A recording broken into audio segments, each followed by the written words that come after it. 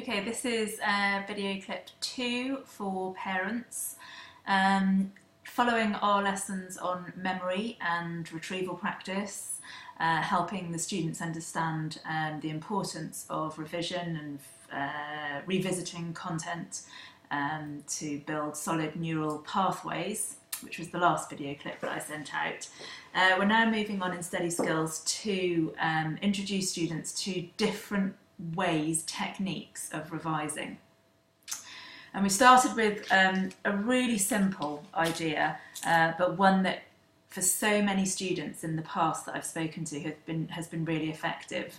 I had one student, GCSE last year, who went on one of those really expensive Easter revision courses, and she came back and she was like, oh my word, they taught us how to do a revision clock. And I was like, yeah, no, we did one of those last year. And she was like, yeah, but I didn't really buy into how good it was. And now I've practiced and I really rate them.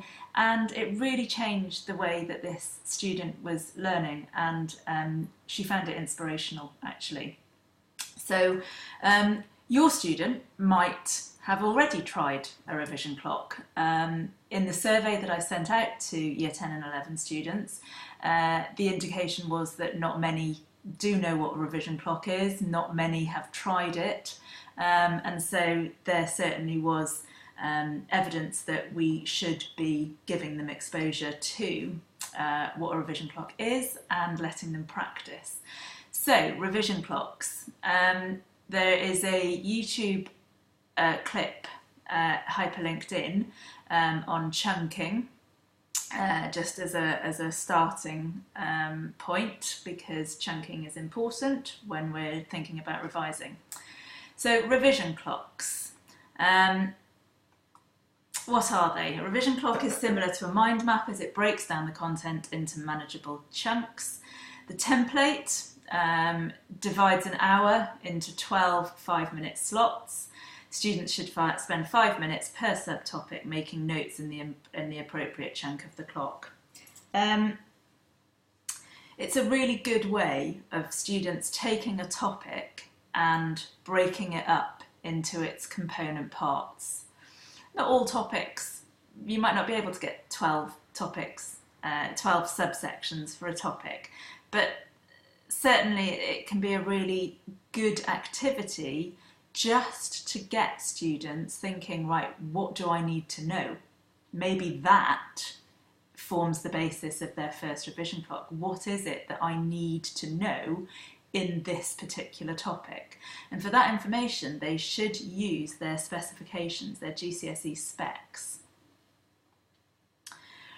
You can make your own templates, or you can easily find them on Google Images. There's a few pointers on the slide. This is a clip about how to use revision clocks that you can watch.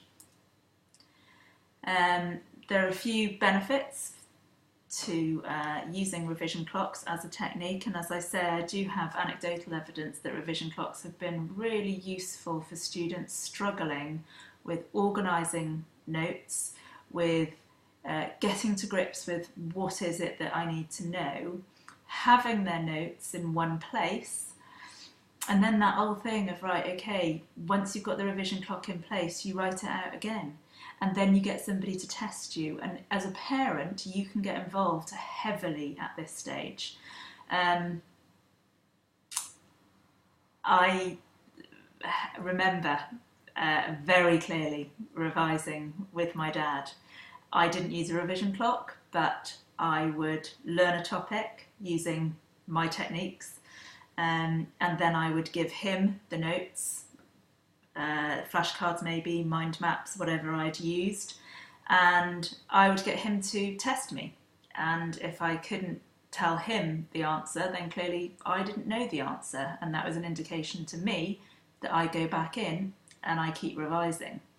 We had some epic arguments, I have to say, but it worked. Testing with a parent can be hugely powerful. In class, they did a maths revision clock. You don't really need to see that one. This is how a revision clock or revision clocks might look once completed. A3, obviously, lots of colour, drawings can really help students. That is your 5.5 minute clip on revision clocks. Do try to engage your student in experimenting with them. Maybe they'll need help to put their first one together. Use the specification, which they will have access to. They should know their spec. Use the specification for breaking down a large topic. For example, in geography, they have to do a large topic on hazards and the challenge of hazards. Now, that is then broken down into 3 subcomponents, and within those 3 subcomponents there are lots of lessons that have been taught. So maybe in that topic 3 revision clocks would be needed just to get the content into a manageable size for revision purposes. As ever, if you have questions, please feel free to email me at school. It's now 6.5 minute clip. I hope that you've learnt something about revision clocks. Thank you for watching.